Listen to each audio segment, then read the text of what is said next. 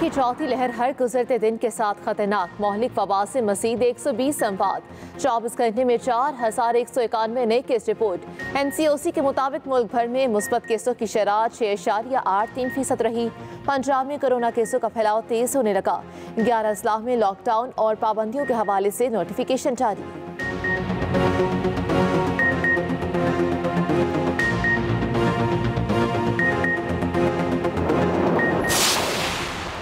کراچی سمیت سندھ بھر میں اسکول 30 اگست سے کھل جائیں گے۔ محکمہ تعلیم کے مطابق صرف وہی اسکول کھلیں گے جہاں اساتذہ اور عملے کی 100% ویکسینیشن مکمل ہو چکی۔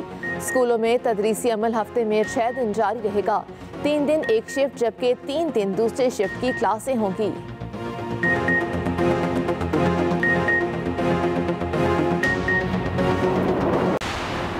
پاکستان کا افغانستان میں کوئی فیورٹ نہیں، army chief general Qamar Javed Bajwa نے واضح کر دیا۔ ISPR کے مطابق آرمی چیف سے امریکی ناظم الامور کی ملاقات۔ آرمی چیف نے کہا، ہمارا واحد مقصد پرامن، خود مختار اور مستحکم افغانستان کے حصول میں مدد کرنا ہے۔ آرمی چیف کی کابل ایئرپورٹ پر دہشت گرد حملوں کی شدید مذمت۔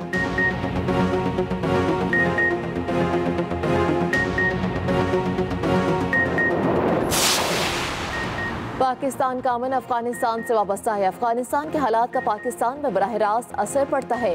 DG ISPR major general Babar Iftikhar کی میڈیا بریفنگ کہا کہ افغانستان کی حکومت کے ساتھ تعاون کرنے کا ارادہ رکھتے ہیں۔ پاکستان کی طرف سے افغان سرحد مکمل محفوظ ہے۔ افغانستان میں بھارت کا اثر رسوخ ختم ہو چکا۔ لاسو، لاہور اور کوئٹہ واقعات NDS اور راکا گڑھ جوڑ کے باعث ہوئے۔ بھارت نے افغانستان میں جو بھی سرمایہ کاری کی وہ پاکستان کو نقصان پہنچانے کے لیے کی۔ TTP سے متعلق طالبان کی یقین دہانی پر اعتماد ہے، وہ اپنی سرزمین پاکستان کے خلاف استعمال نہیں ہونے دیں گے۔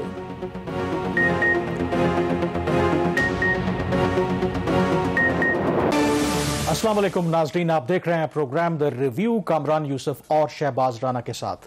دا ریویو میں ہم پاکستان کی معیشت، خارجہ امور اور نیشنل سیکیورٹی سے جڑے معاملات پر بات کرتے ہیں۔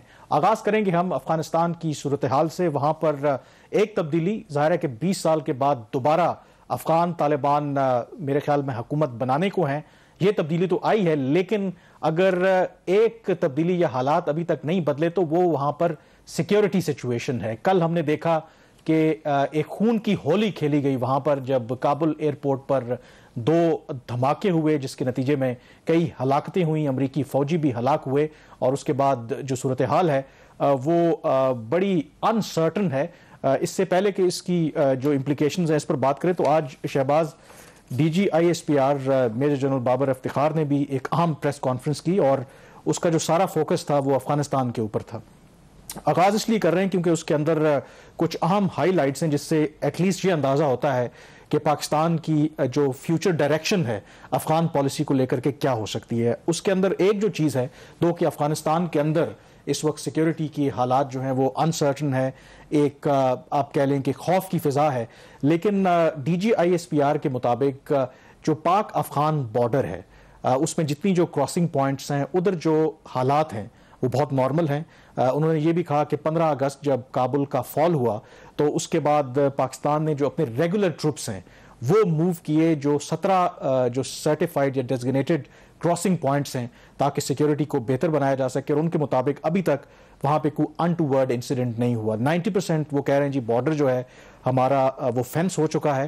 اور ایک اور جو بات جو ویسے تو اطلاعات آ رہی ہیں، ابھی تک ان کا کہنا ہے کہ کوئی نئے افغان ریفیوجیز بھی نہیں آئے۔ اور میرے خیال میں جو سب سے امپورٹنٹ ہائی لائٹ تھی، جو ان سے سوال بھی ہوا کہ کالعدم تحریک طالبان پاکستان ہمارے لیے سب سے بڑا تھریٹ ہے، ماضی میں بھی رہا ہے، تو ہماری کیا توقعات ہیں؟ تو DG ISPR کا کہنا تھا کہ ہمیں پورا یقین ہے کہ اور پورا اعتماد بھی ہے کہ جو بھی نئی حکومت وہاں پہ آتی ہے یقیناً افغان طالبان کی ہوگی کہ وہ مؤثر کارروائی کریں گے تحریک طالبان پاکستان کے خلاف۔ تو اس کا مطلب ہے کہ بیہائنڈ دا سین یقین دہانی میرے خیال میں موجود ہے، ورنہ اتنا کانفیڈنٹلی وہ یہ بیان نہ دیتے۔ اور میری اطلاع یہ بھی ہے کہ پاکستان نے آلریڈی افغان طالبان کو ایک فہرست بھی دی ہے کہ کون کون سے جو وانٹڈ TTP کے لوگ ہیں، ایون کہ BLA کے لوگ ہیں، ان کو پاکستان کے حوالے کیا جائے یا ان کو ایلیمنیٹ کیا جائے۔ ایک چیز اور بھی امپورٹنٹ ہے کہ خاص طور پر جس طرح آپ نے سٹارٹ میں کہہ دیا کہ جو کل وہاں پہ 2 سوسائڈ بامبنگ ہوئی ہیں وہاں پہ افغانستان کے اندر، اس کے بعد ایک پینک کی صورتحال تھی اور بہت سارے ورلڈ کیپٹل سے ریئیکشن آ رہا تھا. تو D G I S P R کی جو آج والی پریس کانفرنس تھی اس لحاظ سے بہت اہم تھی کہ جو خطے میں اتنی تیزی سے تبدیلیاں ہو رہی ہیں پاکستان کیا سوچ رہا ہے. تو ایک اور جو ٹیک اوے تھا کہ لگ نہیں رہا تھا کہ پاکستان پینک موڈ کے اندر ہے.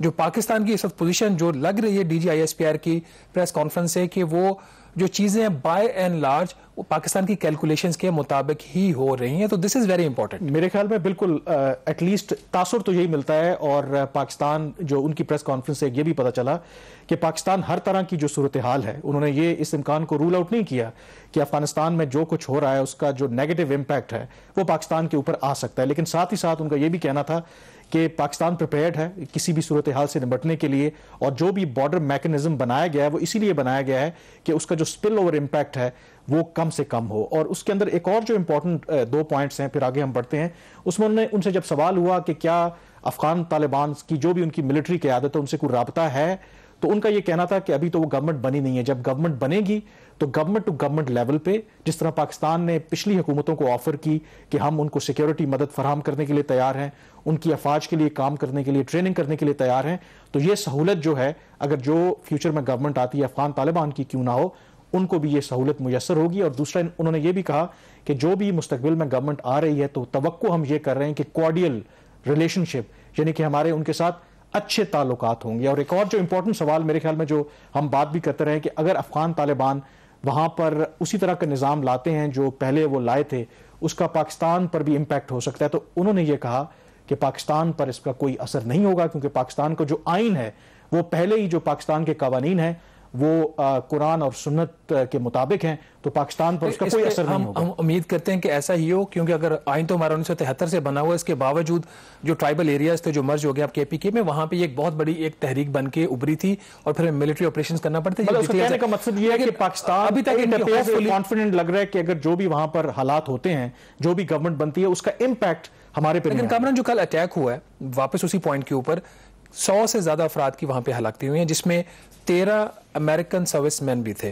تو کیا آپ کے خیال میں امریکنز جو ہیں وہ اس کو اتنی آسانی سے ہضم کر لیں گے، خاص طور پر کل جو پریزیڈنٹ جو بائیڈن نے اس کے اوپر پریس کانفرنس بھی کی ہے؟ میرا نہیں خیال کہ وہ اتنی آسانی سے اس کو ہضم کریں گے، کیونکہ امریکہ کے اندر کچھ جو ریپبلکنز ہیں وہ تو اب جو بائیڈن کے استعفے کا بھی مطالبہ کر رہے ہیں. اور جو ریئیکشن تھا ظاہر ہے رات گئے انہوں نے پریس کانفرنس کی جو بائیڈن نے، اور انہوں نے کیا کہا کہ ان حملوں کے بعد امریکہ اب کیا کرے گا، آئیے پہلے وہ سنتے ہیں. We will not forgive.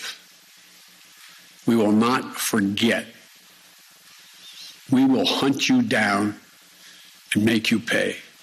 جی شہباز، دیکھا آپ نے کہ جو بائیڈن بڑا واضح طور پر کہہ رہے تھے کہ ہم معاف نہیں کریں گے، بھولیں گے بھی نہیں، اور داعش خراسان نے یہ جو حملے کی ذمہ داری قبول کی ہے ان کو ہنٹ ڈاؤن کریں گے. اور اطلاعات کچھ یہ بھی آ رہی ہیں کہ گلف میں ظاہر ہے کہ ان کا بیس بھی ہے کہ جو B-52 بامرز ہیں وہ بھی ان کی نقل و حرکت دیکھی گئی ہے. تو یہ امکان موجود ہے اس بات کا کہ شاید افغانستان میں آئندہ آنے والے دنوں میں کوئی بڑی کارروائی ہو سکتی ہے داعش کے ٹھکانوں پر. اس میں کیا ہم دیکھ سکتے ہیں کہ جو ریپلیکیٹ ہو سکتی ہے چیزیں جس طرح شام کے اندر ہوا تھا، وہاں پہ امریکنز نے وڈرا کیا، عراق کے اندر ہوا تھا کہ امریکنز نے وڈرا کیا، اس کے بعد دوبارہ امریکنز واپس گئے، وہاں پر انہوں نے جو ISIS خراسان تھا اس کے اوپر انہوں نے اٹیکس کیا اور وہاں سے ایلیمینیٹ کرنے کی کوشش کی. تو آپ سمجھتے ہیں کہ ودرال تو ہو جائے گا؟ لگتا ہے ایسا ہی ہے کہ 31 اگست جو ہے ڈیڈ لائن ہے، آگے امریکنز پھر واپس آ سکتے ہیں؟ عراق اور سیریا میں جو ISIS ہے وہ اپنے آپ کو خراسان نہیں کہتے. خراسان کیونکہ یہ جو اس کی آف شوٹ ہے، یہ جو برانچ ہے ISIS خراسان، وہ اس علاقے میں، کیونکہ تاریخی طور پر خراسان کہا جاتا تھا کہ پاکستان، افغانستان، ایران اور جو سینٹرل ایشین سٹیٹس ہیں ماضی میں اس کو خراسان کہتے تھے. تو اس کی یہ ایک سمجھ لیں کہ جو مین ISIS ہے اس کی ایک برانچ ہے، لیکن یہ بھی ایویڈنس نہیں ہے کہ آپس میں ان دونوں کا کہ کنیکشن ہے یا نہیں ہے.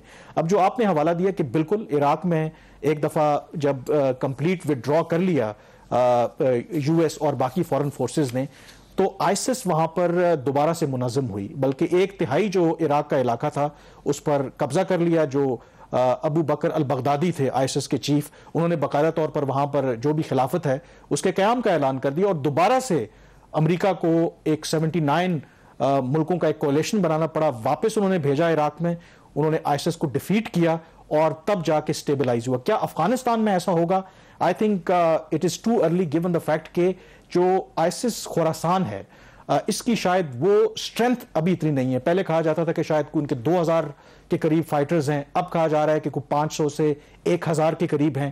لیکن لیون پنیٹا جو CIA کے ڈائریکٹر ہیں, ان کی طرف سے بھی یہ بیان آیا کہ شاید امریکہ کو واپس جانا پڑے, کیونکہ کچھ لوگ تو یہ بھی کہہ رہے ہیں کہ یہ جو ISIS خراسان ہے یہ ایک نیو القاعدہ ہے, کیونکہ ان کا جو آپ کہہ لیں کہ ایک وٹ ایور جو پالیسی ہے وہ افغانستان تک کنفائن نہیں ہے, وہ بیونڈ افغانستان کی بھی بات کرتے ہیں. تو اس کا مطلب ہے کہ فیوچر میں یہ امریکہ کے لیے, ان کے اتحادیوں کے لیے تھریٹ ہو سکتا ہے, تو اس کو نمٹنے کے لیے ہو سکتا ہے کہ وہ کارروائی کریں. اتنی زیادہ جو ڈیولپمنٹس ہو رہی ہیں اس کے اندر کامران, ایک چیز ابھی بھی ایک پزل ہے جو کہ شاید اس طرح حل نہیں ہو پا رہا ہے.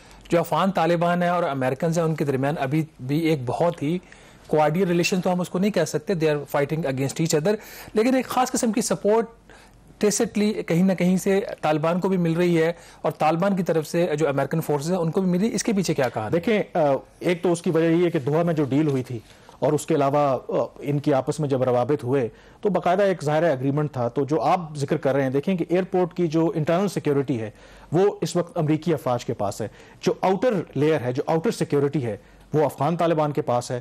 اور یہ بھی اعتراض ہو رہا ہے بلکہ امریکہ کے اندر کہ امریکی حکام نے وہ فہرستیں فراہم کی ہیں افغان طالبان کو کہ کن